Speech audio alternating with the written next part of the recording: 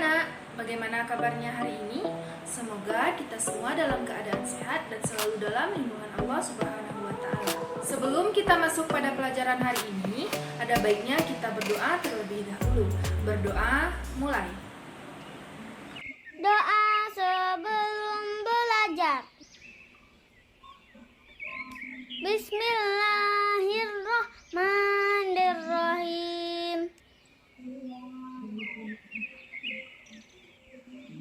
Raditu billahi rabba wa bil islami dina wa bi muhammadin nabiyya wa rasulah.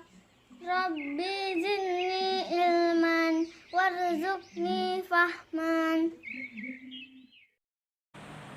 Anak-anak ibu semuanya sudah siap untuk belajar? Hari ini kita akan belajar tema 6, subtema 3, pembelajaran 1 pada muatan bahasa Indonesia. Sebelumnya, untuk menambah semangat kita hari ini, kita dengarkan dulu lagu tentang energi alternatif.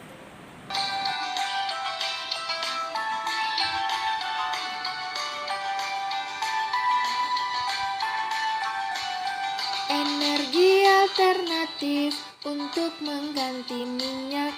Ada berapa jenis? Air, surya, dan angin. Ada pula yang lain, briket dan biogas. Ayo, mari kita berhemat untuk pembangkit listrik dan menghidupkan api. Tak akan habis-habis, tak seperti minyak bumi. Ayo berinovasi, energi alternatif. Ayo, mari kita berinovasi. Ayo berinovasi, energi alternatif. Ayo, mari kita berinovasi. Bagaimana anak-anak ibu, sudah bersemangat? Tentunya sudah ya. Nah, pada tema 6 ini kita akan mempelajari tentang energi alternatif. Setelah kalian mempelajari tentang energi alternatif ini, kalian harus bisa yang pertama, memahami informasi yang berkaitan dengan energi. Yang kedua, menuliskan pokok-pokok informasi menggunakan kata baku dan kalimat efektif. Apakah anak-anak ibu sudah ada yang tahu apa itu energi alternatif? Nah, kalau belum tahu, dengarkan ya, ibu akan jelaskan tentang apa itu energi alternatif. Energi alternatif adalah sumber energi yang dapat menggantikan bahan bakar minyak. Pencarian dan penggunaan energi alternatif ini sudah lama diupayakan manusia. Namun, upaya tersebut belum diperoleh secara maksimal. Akan tetapi, penggunaannya semakin meningkat.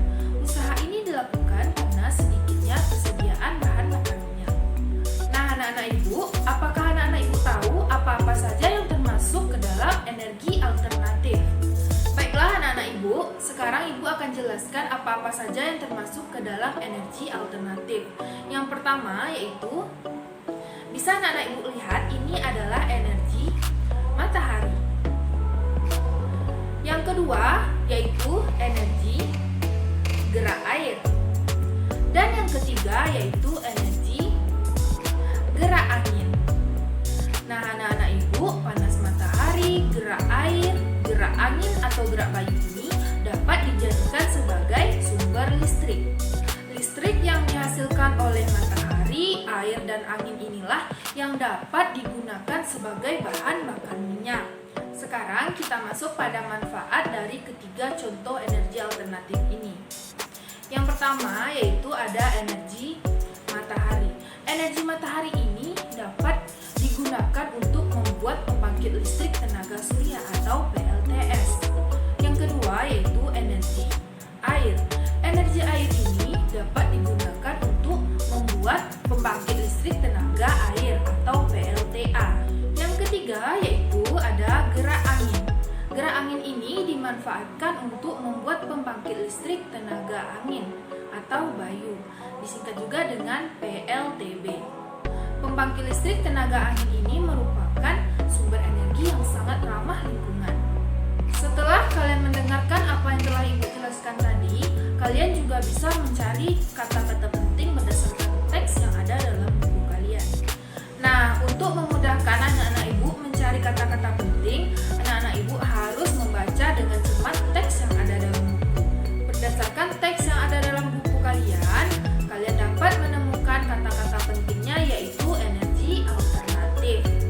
Nah, informasi penting yang kalian dapat dari energi alternatif tersebut adalah sumber daya alam yang juga digunakan sebagai sumber energi alternatif, yaitu energi matahari, energi air, dan energi angin.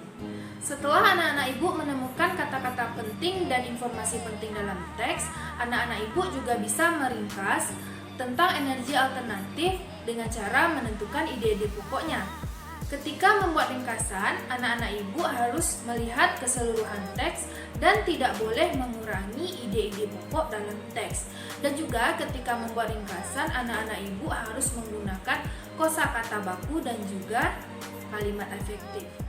Baiklah, perhatikan teks berikut. Air sebagai sumber energi alternatif. Sebagian besar permukaan bumi tertutupi oleh air. Air sangat diperlukan dalam kehidupan manusia. Manusia menggunakan air untuk berbagai kegiatan, contohnya minum, mandi, mencuci, dan memasak. Air juga dimanfaatkan untuk menyiram tanaman serta mengairi sawah dan ladang. Air juga dapat dimanfaatkan sebagai sumber energi alternatif. Air dapat menggantikan bahan bakar minyak. Energi gerak yang dihasilkan oleh aliran air dapat digunakan untuk membangkitkan listrik. Pada pembangkit listrik tenaga air, aliran air memutar turbin. Turbin yang berputar akan menggerakkan generator. Generator akan membangkitkan energi listrik. Kita bisa memanfaatkan energi listrik yang dihasilkan oleh aliran air. Terlebih, kebutuhan energi listrik semakin meningkat dengan berkembangnya teknologi. Energi listrik dan aliran air tidak akan habis meski digunakan secara terus-menerus. Namun, kita tetap harus menggunakannya secara bijak. Kita tidak boleh menggunakan energi listrik dengan boros. Dari teks yang telah kita baca tadi, kita dapat membuat ringkasannya, yaitu Air sebagai sumber energi alternatif. Manusia memanfaatkan air untuk minum, mandi, mencuci, dan memasak.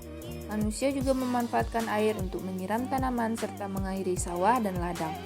Air juga dimanfaatkan sebagai sumber energi alternatif, pengganti bahan bakar minyak. Energi gerak dari aliran air dapat membangkitkan listrik. Energi listrik dan aliran air tidak akan habis meski digunakan secara terus-menerus. Meskipun dengan demikian, kita tetap harus memanfaatkan energi listrik dengan sebaik-baiknya. Nah, itulah cara menuliskan pokok-pokok informasi atau membuat ringkasan dengan menggunakan kosakata baku dan kalimat efektif. Demikianlah pelajaran kita hari ini. Mudah-mudahan anak-anak ibu dapat memahami tentang informasi yang berkaitan dengan energi dan juga menuliskan pokok-pokok informasi dengan menggunakan kosakata baku dan juga kalimat efektif. Ibu tutup dengan Assalamualaikum warahmatullahi wabarakatuh.